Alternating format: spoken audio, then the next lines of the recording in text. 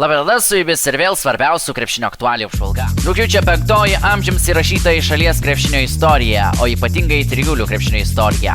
Mūsų trijulė Paryžiaus vasaros olimpinėse žaidynėse iškovojo istorinius bronzos medalius. Lietuvos krepšininkai mažajame finale 21-18 palaužė Latviją. Turnyrą Paryžiuje lietuviai pradėjo būtent nuo pralaimėjimo pastarųjų olimpinių žaidynių Tokijuje nugalėtojams. Tačiau varžybas lietuviai pabaigė saldžiu revanšu Latvijos krepšininkams. Bronzos medalius Lietuvai šiose varžybose iškovojo Aurelijus Pukelis, Evaldas Žiaukys, Gintautas Patulis ir Šarūnas Mingelis. Tai istorinė bronza, nes praėjusiose žaidynėse Lietuvos trijulių rinktinės net nebuvo. Prie bronzos medalio smarkiai prisidėjo ir žmogus, kuris treniravo Lietuvos trijulę. Tai Dainius Novickas, kuris atvedė Lietuvos krepšininkus į skambiausią pergalę trijulų krepšinyje kol kas. Super jaučiamės. Šiek tiek nuovargis pradėjo jaustis, nes, kaip ir Aurelijus turbūt minėjo, kad vakar užtrukom į miestelį, kol grįžom, tai gal buvo apie 2 nakties, tai ten gavom iš olimpinės komandos dar sveikinimus, tai galima sakyti, neturėjom net laiko nei paminėti, nei pašvęsti, tiesiog keliavom į lėktuvą ir atsidūrėm čia, o emocijos tai, ką galiu pasakyti, laimėjom bronzą, olimpinę bronzą. Tai yra turbūt nuostabiausias jausmas gyvenime, kokį teko patirti.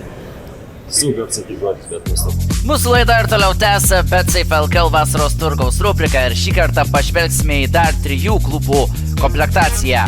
Pradėkime nuo Vilniaus Wolfsbet. Tarp šios komandos naujokų šį tarpsezonį Anthony Kovanas, Andrew Andrewsas, Matas Jokėla, Danielis Bastykas ir Barekas Blaževičius. Visam šiam paradui vadovaus strategas iš Italijos Alessandro Magro, o visai neseniai Wolfsbet klubas pasirašė sutartį su LKL debiutuosiančiu Arnoldu Kulboka. Pirmoji LKL komanda šią vasarą baigusi komplektacijos darbus Utenos Uniclub Casino Juventus komanda, kuriai kitą sezoną vadovaus naujas treneris Vytautas Buzas. Jis pakeis Oliverį Kostičių komandai vadovavusi praėjusį sezoną. Tarp į Uteną atvykstančių krepšininkų praėjusią sezoną Panevėžyje įspūdingai rungtyniavęs Gediminas Orelikas, Puerto Riko rinktinėje atstovavęs Arnaldo Toro, Lenkijoje žibėjęs Laurynas Miliauskas ir Karolis Lukošiūnas. Bus nepaprastai įdomu stebėti Utenos komandos žaidimą, kadangi ant popieriaus ši komanda, pasak kai kurių ekspertų, atrodo stipriausiai per visą istoriją. Pernai uteniškiams truko labai nedaug iki pirmojo Lietuvos krepšinio lygos ketverto, o kaip už šiemet parodys tik laikas.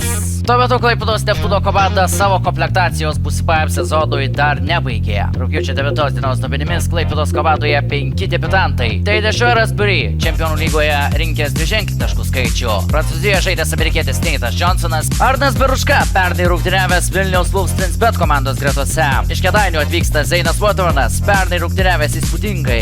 Taip pat Klaipėdoje išvysime Šiauliuose pernai sėkmingai atsiskleidžiusį Tomašą Pavelką. Klaipėdos komandai ir toliau treniruos strategas iš Graikijos Georgijos Vovoras, kuris pernai su komanda fiksavo vieną geriausių pergalių serijų Neptūno istorijoje.